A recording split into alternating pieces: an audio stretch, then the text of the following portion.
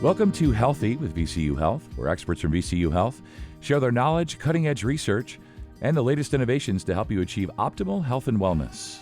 I'm Scott Webb, and today we're focusing on bariatric surgery for teens with Dr. David Lanning. He's a pediatric surgeon specializing in adolescent weight loss surgery. Doctor, so nice to have your time today. We're going to talk teen bariatric surgery. And I know in the last podcast we talked about trying to lose weight on our own. And if that doesn't work, what are our options? But that was focused more on adults. So this time we want to, highlight the positive outcomes for teens that may be undergoing teen bariatric surgery. So let's start there. How long have you and your team been doing weight loss surgery on adolescent patients at Children's Hospital of Richmond at VCU? Yeah, hi, Scott. Pleasure to join you. Yeah. We've been doing metabolic and bariatric surgery on adolescent patients for over 10 years at the Children's Hospital of Richmond successfully with great outcomes. Yeah, that's interesting. Yeah, for me, it feels like something that, hasn't been 10 years, right? Like I didn't even know. So this is what's so great about these podcasts is they're really educational for the host and for listeners as well. So when is a teen a good candidate for bariatric surgery? It all depends. I mean, obviously, we're talking about patients that have severe obesity. So that means they're really at least 120% above the 95th percentile for their weight and have really been part of a multidisciplinary program that really tries to help the patient and the family lose weight with non-surgical support.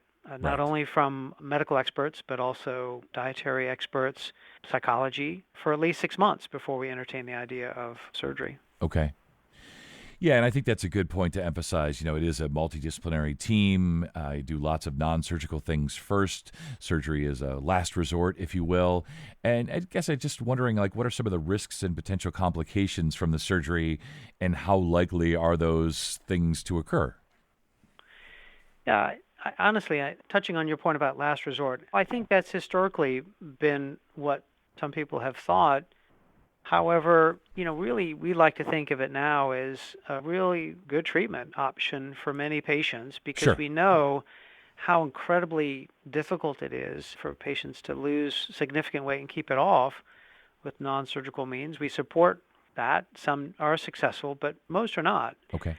And the reason why it's really not a last resort is that it is super effective. The vast majority of patients lose quite a bit of weight, and most importantly, the medical problems related to their weight get better, if not go away, and it's exceptionally safe. The chance of a significant complication is incredibly low, and most patients really are able to go home after one day in the hospital.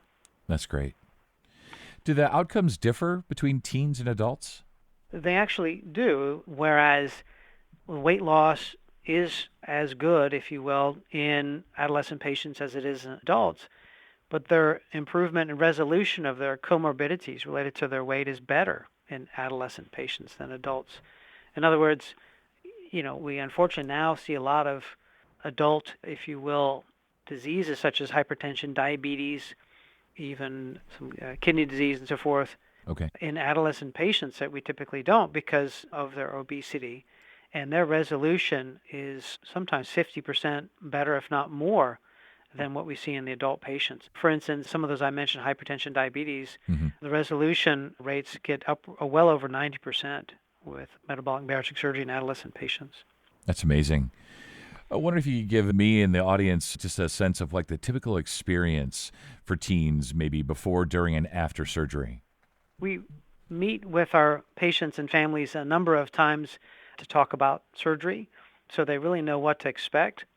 We do prepare them a bit with a liquid diet, often for 2 weeks, that high in protein, but it helps kind of shrink up their liver a little bit, make it safer.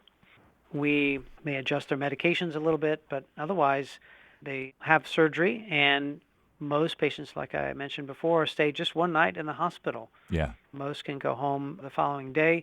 It's done laparoscopically, or if not robotically. So these are small incisions. They have numbing medication that's placed there, so they don't have a lot of discomfort afterwards. They're actually up and walking literally when they recover from the anesthesia. Right. And are back doing most activities within a few days of going home. We typically keep kids out of school for about a week or so in PE just because their incisions are a little bit sore. But they can start doing other activities, dance and shooting basketball, things like that, as early as a few days after surgery. And again, most get back to regular activities, even sports, in as early as a week's time. Yeah, it's really cool. Brings a smile to my face. And just want to drill down just a little bit more about the weight-related health problems that the surgery can help with, can eliminate. There's unfortunately a myriad of medical problems related to people's weight when they become obese. Certainly hypertension, diabetes, sleep apnea, polycystic ovarian syndrome, and the list is just really quite long. But fortunately, the vast majority of those are reversible, if not really resolved, with successful weight loss surgery. And one of the things we also like to really emphasize is that these are formative years for these patients. And unfortunately, bullying and teasing is a fact of this day and age. Is very unfortunate, but a lot of these teenagers have to deal with. So we really love to see our patients be very successful, particularly in their early teenage years. Some of our patients are 13, 14, 15. Yeah. Very successful, can lose quite a bit of weight, feel better, can then be active more easily. And then they head into their high school years at a weight that's closer to normal, Right. as opposed to being obese. Yeah, feeling pretty good. Is there an Yeah. age limit? I guess maybe the better way to phrase it, is there a minimum age? I think that the guidance is put out by national societies and guidelines and Okay. by the American Society of Metabolic Bariatric Surgery and even American Academy of Pediatrics. What all would sort of suggest there really are great data to support metabolic bariatric surgery in patients as young as 13. However, really the standard of care would be if they've received appropriate non-surgical support, if they are severely obese, particularly if they've got some comorbidities, that metabolic bariatric surgery would not be ruled out, if you will, based on someone's age, even if they're 12, 11, or 10. Okay. Again, it's really uncommon to operate on children that are that age, but Sure. the really standard of care would say if it's indicated, then we could proceed. Right, not ruling it out. Sure. Just wondering, what are the next best steps, if you will, if someone is interested in getting more information about weight loss surgery for their adolescent child? Well, certainly reaching out to our clinic, we really try to not only emphasize to our patients and families that we're not talking about surgery right out of the gate. We follow national guidelines that really say patients and families should get at least 6 months of intensive multidisciplinary non-surgical support before we Okay. talk about surgery. And that's certainly what we do. And often that's sometimes even up to 9 months. If patients are making progress, then we can hold off.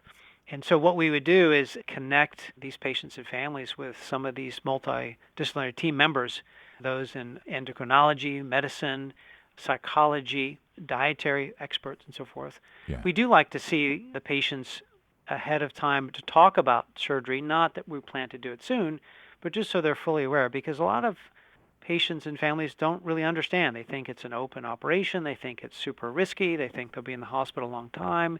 They think it's painful, and it's really none of the above. Right. But just so they are aware and can stay hopeful. Right. Unfortunately, a lot of patients really struggle with losing weight when they're significantly obese. It's really hard to lose significant weight and keep it off. And sometimes patients will lose hope. But if they know that if they keep coming to the appointments and doing as we advise, even if they don't lose significant weight, surgery may be an option for Right. them in the future. Yeah, I had a couple of teens myself. They're a little bit older now, but as you're saying, those can be some tough years, tough classmates, and being able to help this adolescent population look better, feel better, healthier, playing sports, dancing, whatever it might be. It's all just really good stuff. Like I said, brings a smile to my face. So thank you so much. Appreciate your time and your expertise. Thank you, Scott. It was a pleasure talking to you. To schedule an appointment or learn more about teen bariatric surgery, visit the Children's Hospital of Richmond at VCU's website at chrichmond.org or call 804-828-CHOR or 804-828-2467 if needed. And to listen to other podcasts from VCU Health, visit vcuhealth.org/podcast. This is Healthy with VCU Health. I'm Scott Webb. Thanks for listening.